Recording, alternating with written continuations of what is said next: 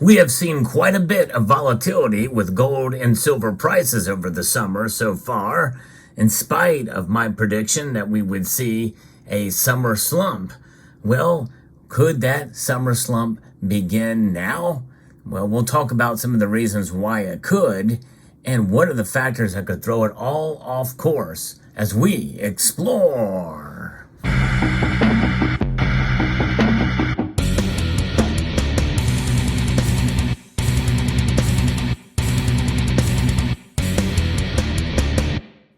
I can't tell you how much I appreciate my faithful viewers who watch all of my videos. It means a lot that you're here, and I want to try to grow the channel here. So if you know of anybody who might be interested in viewing the channel and subscribing, I hope you will share this video and press that thumbs up button down below. And if you're not subscribed, I hope I can win your subscription. Nonetheless, let's get into what's going on in the markets today, because gold and silver are down.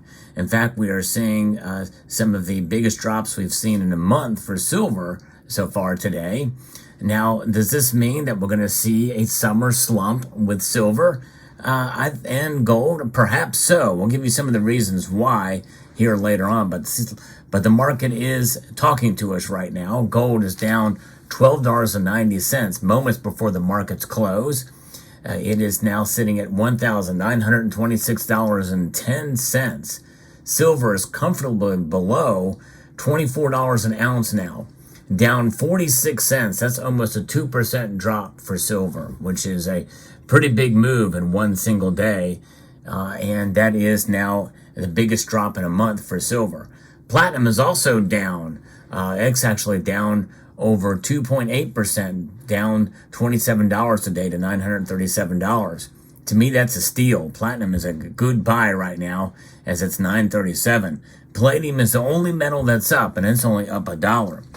So what's going on here? Well, there are risks, growth risks, that are driving safe haven bids to the US dollar. Yes, believe it or not, I know it's hard for many of us in this community to believe, but the dollar means something. The dollar indeed is king. Never underestimate the power of the dollar. And I say that in spite of what policymakers are doing, their darndest to try to destroy it.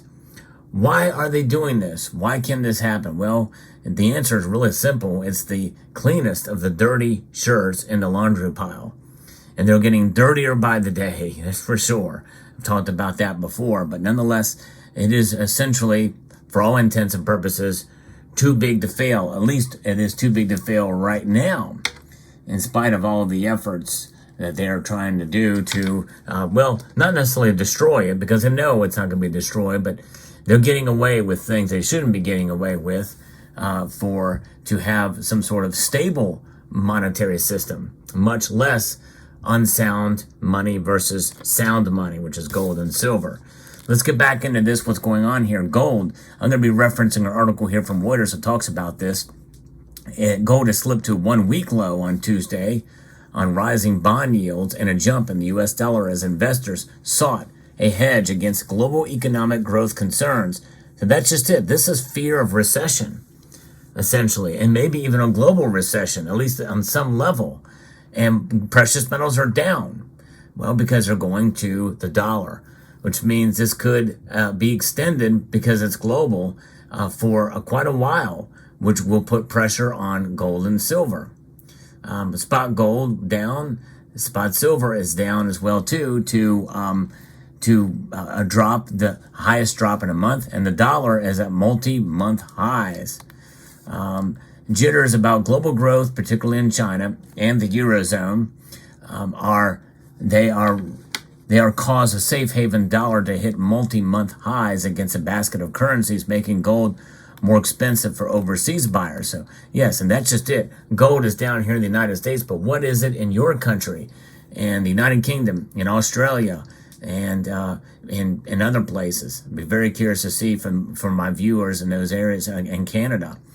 Global bond yields are up sharply across the board, and it appears there are concerns that global growth concerns could get even uglier. And that's sending everyone back to the dollar, according to Edward Moya, who's a senior market analyst at Oanda. The global growth slowdown story will eventually prove to be a positive for gold, and that would only come once the market becomes more skeptical about the U.S. recession risks that could come into play down the road. And that's just it. Remember, in recessions, typically gold and especially silver, they rise up on the tail end, on the back end of it. Limiting gold's downside were traders' expectations of a 95% chance that the Federal Reserve will leave interest rates unchanged at its September 19th through 20th policy meeting. This is according to the Fed Watch tool, and roughly a 60% chance that rates would remain at current levels for the rest of the entire year. Now, non-yielding gold tends to lose its appeal when rates rise. Investors were also focusing on comments by Fed officials that were given this week. Fed Governor Christopher Waller told CNBC in an interview that the latest round of economic data is giving the central bank space to see if it needs to raise rates again. In the meantime, the precious metal is showing signs of exhaustion in the daily charts, with weakness below the 50-day simple moving average, which is different than the 200-day moving average, opening a path back towards 1920, and we're really close to that right now. Silver shed about 2% or almost 2% today. It's about 1.88 as I record this video. It's the biggest drop in a month. So that's the backdrop to a potential late summer slump. Now, what could throw that off course? Anything could happen, geopolitically especially, that could just send people into not only a panic to the dollar, but also a panic to gold and silver. Gold and silver, metals that people see as the ultimate safe haven, and when they have a little bit of concern about the dollar, especially if China were to make moves on some level against Taiwan. Now, it's not just a straight out invasion or an attack, but there's multiple different ways that this could be done. And I don't want to go through all of those, but just understand that the geopolitical scenario regarding Taiwan can be relatively complex, and it could be multi-layered and multifaceted. And it's already really kind of playing out in the South China Sea on some level and some effort. We also have recent news that we're talking about with Kim Jong-un and Vladimir Putin, with collusion there between those two countries, where North Korea very well could sell arms to Russia in its fight against Ukraine and its war there and its invasion. So there is that possibility of that connection there, and that is going to be something that could heat up. Obviously, if the war in Ukraine were to heat up much more than it is now, that could cause other, perhaps panic, to at least to some level, or concern, enough concern that gold and silver come up. Now, there's other black swan or mini black swan events that could lead to higher gold and silver prices too. And by the way, none of this I'm saying is going to be a dramatic increase in gold and silver's price over this, what I refer to as a late summer slump in gold and silver prices. And what do I mean by that? Well, until summer ends, which is right around the time of the September meeting. And if there is a change and shift in policy, we could see, with the chances that they could actually pivot, well, that's going to mean that gold and silver could actually rise fairly dramatically if they were to surprise us with that. Likely not going to happen. Likely they're going to pause and see how this plays out. Other economic data that comes out that could be interpreted, at least by the markets, which obviously revolve around a lot of psychology, that could lend to higher gold and silver prices.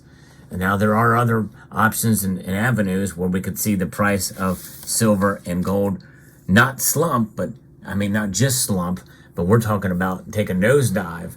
And that is if the Federal Reserve were to do unexpected activity and potentially raise rates in September, maybe 25 basis points or even less likely 50 basis points. So there's several different avenues, and anything could happen. Like I said, the silver market, the gold market is incredibly complex. And as we see today, we know that the silver market is down, is much more volatile than gold. So we'll see how that plays out. something to keep an eye on. But there's your situations where we could see the summer slump. But I do think by the end of the year, as we head into the fall, we're going to start to see, I think, an upside for gold and silver. Now, that slump, by the way, does not mean that gold and silver are going to fall back to where it was at the beginning part of the summer. I still think we're in solid territory with support of at least $23 for silver, I believe, through the end of the summer. And for gold, I don't think it's going to fall much below $1,900 in this slump, if it happens. But we'll see how it plays out. Let me know what your thoughts are in the comment section down below. Hope you found this video informative, insightful, and educational. I would like to extend a multitude of gratitude to you all for watching, and to encourage you to please rate, share, comment, and subscribe.